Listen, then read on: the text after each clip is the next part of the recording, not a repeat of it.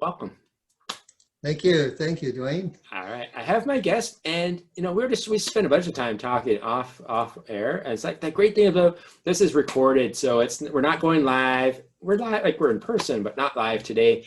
And Wayne, and we're catching up because you were on one of my guests on my original podcast. I forget, more than 2 years ago. Yes. And so I know you're in the real estate business and award-winning speaker. You're really like a big in Toastmasters, right? Toastmasters. Yes. And Yes. last time we talked about your signature talk. Yes. And now today you have a book. Yes. Yes. Can I show you my book? Yeah. Just right here, Dwayne. It does exist. So yeah, so this was kind of the last step in or maybe it's the first step in a new direction to put out what I've been talking about likely for 5 years now.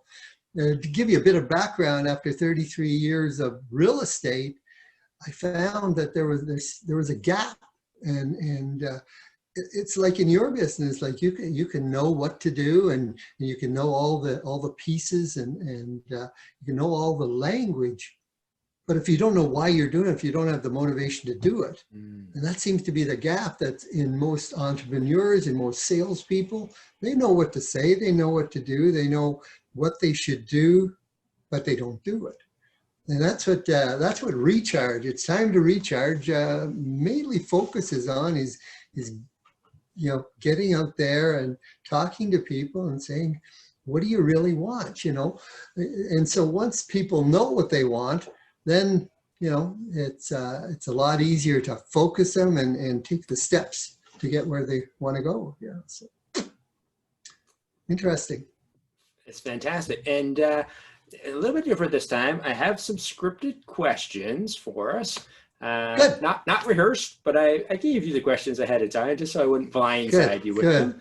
And let's jump into them, and we'll kind of blend in a little bit along as we go. But the first question was, ideally we want everyone to read our book, right? But there's people out there that maybe can't afford your book, or they can't get easy access to your book. It's on Amazon. We'll share people in the notes, and we'll show links on how people can get the book. But maybe someone can't get the book.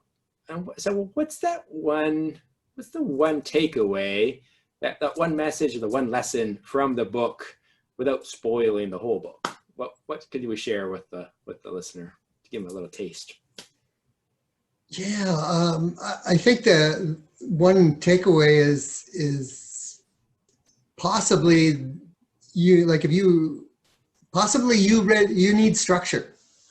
Maybe that's it. You need structure, because I talk about what I call the hour of power.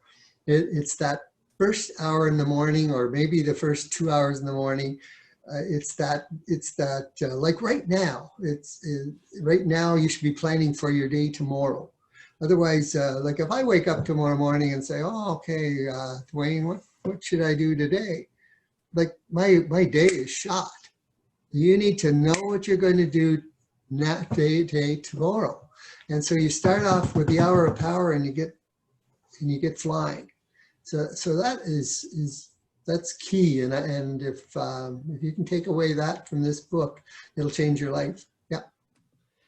And it's a great reminder. I think by the time I'm done this series, and it is going to be a series of interviewing authors, I'm going to get so many tips of wisdom from people like yourself, because I used to do that. I used to have it very structured, and the last little while, it's not a COVID thing either. I just got a little not complacent. I just got comfortable. And then even today, I was looking at my calendar, and I'm blocking time. I got a couple different things to do, especially if you're like us as entrepreneurs, where we're self-employed and we're doing our own marketing, our own sales. We know we got to make those sales calls, but if we don't structure time to make sales calls, it's so easy to do something it's something that's easier and different ones. So I love that the power hour. Get up a little bit earlier, but it doesn't even matter what time you get. Just block out that 1 hour of Yep. Wonderful. No, that's good. Like if anyone, now they're going to be like, wow, what else can I do? Because that's good. So that's, And in the book, yeah, they have to and get in the the book. book, I give 7 things to do in that hour of power in the book, and I break that down a little bit. So yeah, Perfect. So that's it. So we got your hour, but then they may try it, and then they're like, but I only can kind of figure out what's those 7. So that's what's in the book and then people can get back to us and let us know what they think or what they think their 7 is. All right. Now, who needs to read it? Because the usual things like people say, hey, my services are for everybody. Anybody who breathes, for me, is like, hey, everyone has to do a tax return. So anyone who does a tax return, they're my client. But that's not true because I don't actually do corporate taxes. So for you, who did you write the book for? The premise of the book, It's Time to Recharge, is likely for anyone. It's motivational. It's mindset. It's that thing about you're either positive or you're negative. You're either up or you're down. You're either with me or you're not. Like I look at this COVID thing and I see some of the ads that are, or some of the comments that are on Facebook, and I thought, you're either part of the solution or you're part of the problem. And so if you're constantly part of the solution and you have a great mindset, then this book will help you. But primarily I focused, I'm a salesperson. I've been there for 30 years. I primarily focused it on people that I know, people that have to be self-motivated, people that they don't have to get up in the morning if they don't want, but they know they're going to starve if they don't. There's no boss there saying, get up. You might have, maybe you're a network marketer and you just can't get into it. You're just not doing what you need to do to make the dollars. I think this book can help you do that. Yeah. All right, that's good. Anyway, if anyone gets it, but who can it really make a difference for? That's great. Now, the other thing we had a conversation before we got started. Question number 3 is that one tip or that piece of wisdom for someone like myself. So I know there's a book in me. I just haven't gotten around to writing it yet. And you said you're like, for the longest time, you didn't think you're like an author wasn't necessarily not that it wasn't that in you, you weren't necessarily driven to say, oh, I need to have a book as part of my brand, as part of my message, as part of my business. Obviously something shifted. We can get to that in a minute.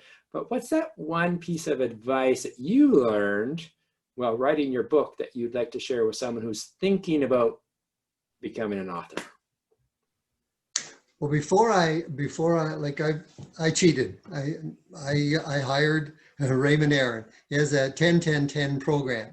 But before even Raymond Aaron came into the picture, I looked at structure. And one of the things, if you want to write a book, then you need to commit to it, and you commit to it daily. And even if it's a half hour every morning, you sit down and you write. And you get your mindset, you block everything out. And I find I'm the freshest in the morning, and you roll it out. Now, that doesn't mean you can't think about it all day and write notes. What am I going to write? What am I going to write? But you write on it and you write every day. Now, if you can't do that, then you're likely not writing a book. It comes from the gut. The book is in you. It's part of you. And so you just let it out. You have stories in you, Dwayne, that other people need to hear. There's an audience out there just waiting to read your book. All right. That's great. But you're right. And that was one of the things that's come out in the past. Is like, hey, I want to write a book. It's like, did you block any time to write it? Nope. But it doesn't get done. It doesn't. In my spare time. When I'm like sitting at the stoplight, I'll pull out. No, that doesn't work. All right. What did you learn in this writing journey? Because obviously it took a bit of time. Like you didn't just write it over a weekend, probably. What did you learn either about yourself, or maybe there's some like golden nugget? I know, right in the material itself, I had a big aha moment when I was studying that about 5 years ago and trying to put my talk together. And that is I talk about a positive mindset and a negative mindset. So when you're in a negative mindset, you're thinking about worry. You're stressed out in that. If you really analyze it, a person that is in that mindset is dysfunctional, essentially. Your creativity is flat. You're afraid to do anything. You're basically non-functional. Switch that to the other side, where you're positive, you're feeling good about yourself. You have positive affirmations. You're happy with what's happening. All of a sudden, your energy flows in, and the juices in you flow, and your creativity increases, and your openness and your opportunities will appear in front of you. I don't want to. It's not woo woo. It's just the way it is. Yeah. So if you really thought about that, you can't afford to be down. You can't afford to be down. That was an aha for me. Yeah. That's good. And it is positives. It's like to say, like attracts like, right? So if we're positive, we attract more positive things. If we're negatively charged, sorry, but you tend to attract more negative things. Here's a funny one. Some salesmen say, all I ever get is crappy clients. They're always grumpy and they're nothing but trouble. You want to say, yeah, I wonder why that is. Like I kind of have the opposite problem, but sometimes I have some really good, we all have really good clients, and I have some real interesting clients where they're not just normal, from a tax point of view. And sometimes somebody is like, where do you find these people? And I'm like, I don't know, I just attract them. So sometimes if you're out, different than outside the box, we're still kind of inside the box on following the tax rules. So we're not doing anything that way. It's like just different people have different challenges, and sometimes they need someone who's, I'm traditional that I follow this stuff, but I'm a little bit more not so traditional in my approach, and then I'm like, still follow the rules. But we're just a little bit more open-minded, I guess, is a good description. All right. No, that's good. That's good. Question number 5. We're just checking our time. We're doing well for time. Good, question number 5. And I think you answered it, but I didn't necessarily word it properly. So I'm gonna shift the question a little bit for you this time. So it's like, who's that? So when they talk about who's that one person that you'd like to go for dinner? Or if I have my as a podcaster and I relaunching the podcast, it's like, who's that one guest that I would like to have? So in the case of your book, who's that one person that you would like to read your book and possibly give you a testimonial for? Who's that one person that you could be a mentor, could be someone that really inspired you? Hopefully they're still alive, because we could maybe, it's all those one of those, it's like the 7 degrees, but it's really 2 degrees. That someone buys your book and gives it to this person as a gift, and next thing you know, that person's reading your book. So is there someone that you could?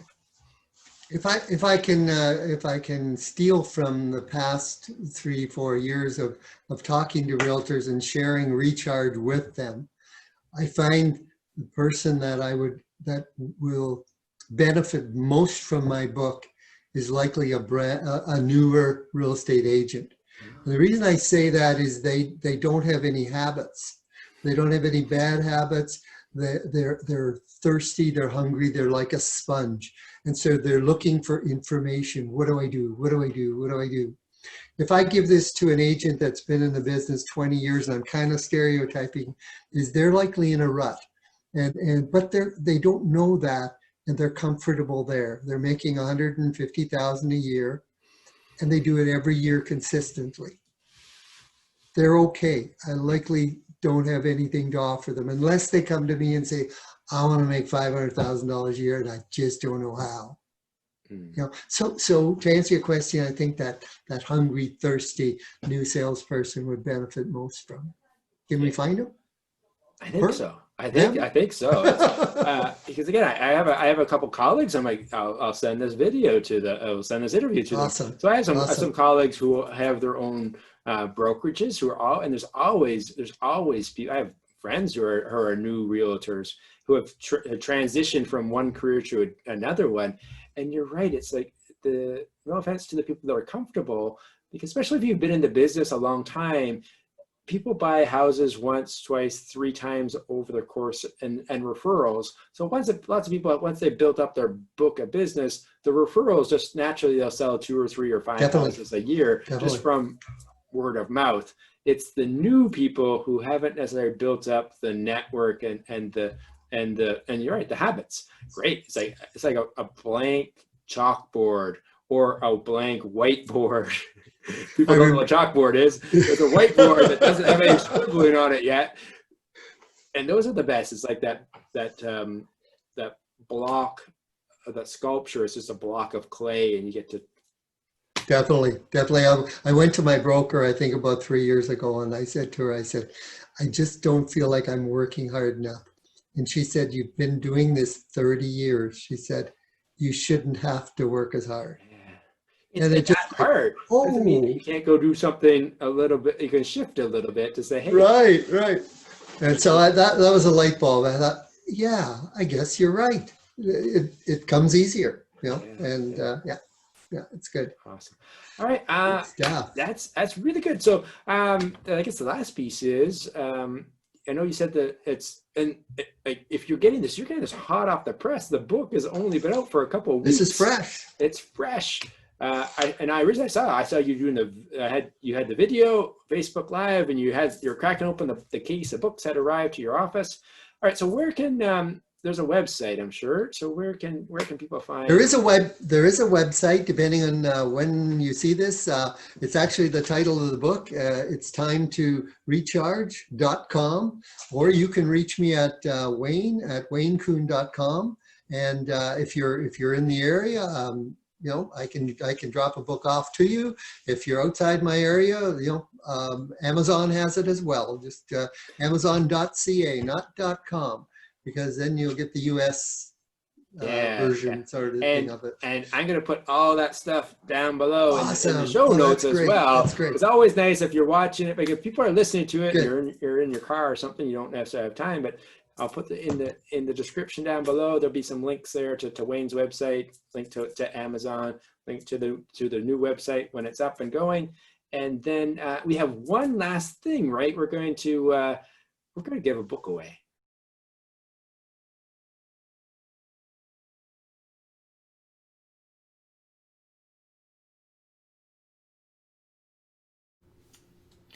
All right, thanks for watching, and you're ready?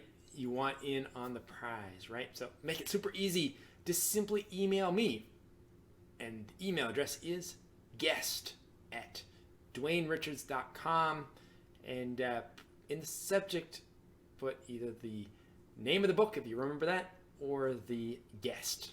Guest name's always in the subject. So just email me in the subject, the guest of the episode you watched, and send it to me, and that gets your name into the draw. Email me and you're in the draw. Thanks again for watching. If you liked the episode, it's okay to give it a like. Share it if you want. Also, up top, hit the subscribe button. That way you'll be notified of when the next episode is available. Again, thanks for watching, and have a great day.